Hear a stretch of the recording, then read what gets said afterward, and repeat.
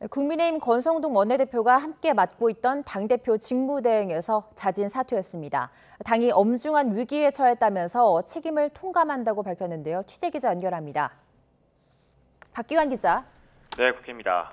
네, 권성동 직무대행이 자진 사퇴하기로 했다고요? 네, 조금 전에 권성동 당대표 직무대행이 자신의 SNS에 직무대행으로서의 역할을 내려놓겠다고 밝혔습니다.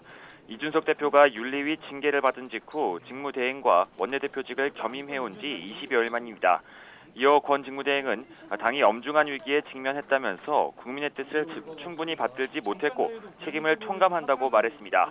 이어 여러 최고위원분들의 사퇴 의사를 존중하며 하루라도 빠른 당의 수습이 필요하다는데 뜻을 같이 하겠다고도 강조했습니다. 권 직무대행은 그러면서 조속한 비대위 체제로의 전환에 모든 노력을 기울이겠다고 밝혔습니다. 네, 아무래도 오늘 조수진 의원의 최고위원직 사퇴가 이번 직무대행 사퇴에 영향을 준 것으로 보이는데요. 네, 그렇습니다. 앞서 국민의힘 조수진 의원은 오늘 오전 각성과 변화를 요구하는 민심의 엄중한 경고에 책임을 지고 최고위원직을 사퇴한다고 밝혔습니다. 배현진 의원에 이어서 두 번째 최고위원 사퇴입니다. 조 의원은 특히 당과 대통령실, 정부 여권 3축의 동반 쇄신이 이루어져야 한다고 지적했습니다. 여기에 당내 친윤계 의원인 이른바 윤핵관을 향해서도 강도 높은 발언도 내놨습니다. 직접 들어보시겠습니다.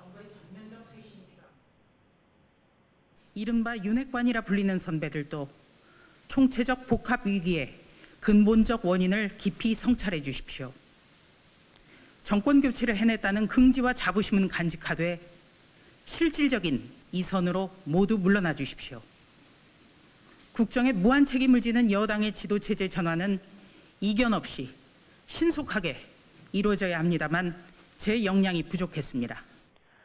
조 의원은 지난 금요일 비대위에서도 동반 사퇴 등을 설득했지만 의견이 좁혀지지 않은 상황이라며 거듭 여권의 총체적 위기 상황임을 강조했습니다. 징계를 받고 전국을 순회하고 있는 이준석 대표는 SNS를 통해 권성동 직무대행 등 당 지도부를 저자들이라고 지칭하며 물가 안정과 제도 개혁이 아닌 당권의 탐욕에 제정신을 못 차리고 있다고 비꼬았습니다. 삼선 국회의원 출신인 김태흠 충남지사도 함께 책임지려는 모습은 없고 사심만 가득하다며 권 직무대행은 모든 직을 내려놓고 비대위 체제로 전환하라고 촉구하기도 했습니다. 이처럼 비대위 체제 전환 목소리가 연일 커지고 있지만 이준석 대표와 가까운 최고위원들은 사퇴를 거부하고 있어서 내일 최고위원회에서 경론이 예상됩니다. 네, 이번에는 더불어민주당 소식도 알아보겠습니다. 전당대회를 앞두고 최종 대표 후보로 오른 3인, 주말에도 바삐 움직이고 있죠. 네, 먼저 더불어민주당 유력 당권 주자인 이재명 의원은 오늘 대구와 경북 경주를 연달아 방문해 당원과 지지자들을 만납니다.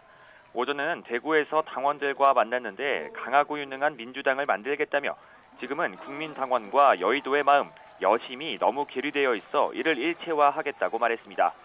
또 자신이 공천 학살을 할 것이란 정치적 목적에서 공격하는 것이라며 능력을 가지고 선거에서 이길 사람이라면 공평하게 선택받을 권리를 주겠다고 강조했습니다. 어제 단일화를 위한 회동을 가졌던 강훈식, 박용진 의원도 각각 기자 간담회에 나서 지지를 호소했는데요.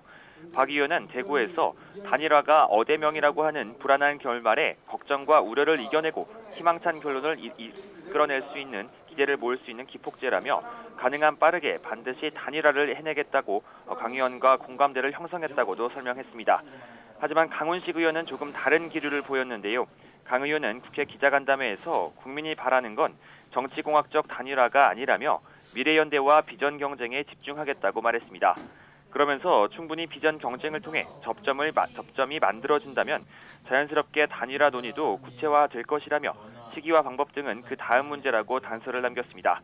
지금까지 국회에서 YTN 박기환입니다.